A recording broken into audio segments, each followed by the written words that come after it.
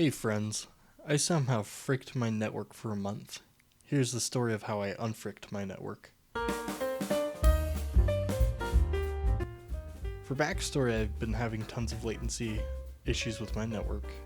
Video games were extremely laggy and I could barely stream a 720p video without it stuttering. I tested the external WAN interface for my ISP, and that worked just fine, so it was either something with my switch or firewall. So I spent about 4 weeks ripping my hair out trying to figure out what the issue was. I changed my outbound DNS settings to use the default 198.60222 instead of Cloudflare's 1.1.1.3.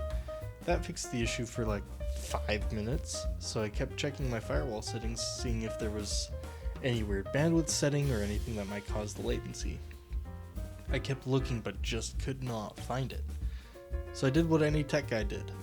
Browsed Amazon looking for a 2.5 gigabit mini PC that I could possibly run OpenSense on.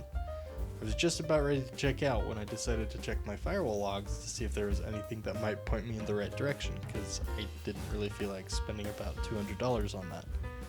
So I check the logs and I see this message about a potential UDP flood on an internal IP address. Huh? I checked the IP address and it was for my laptop. I checked the timestamp and it was for a minute ago. What was I doing on my laptop a minute ago? I was watching a YouTube video. What? So I quickly went into my firewall settings and looked at the TCP and UDP flood protection, disabled UDP flood protection and reloaded that YouTube page. Sure enough, it works perfectly now.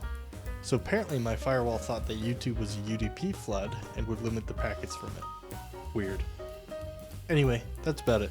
See ya.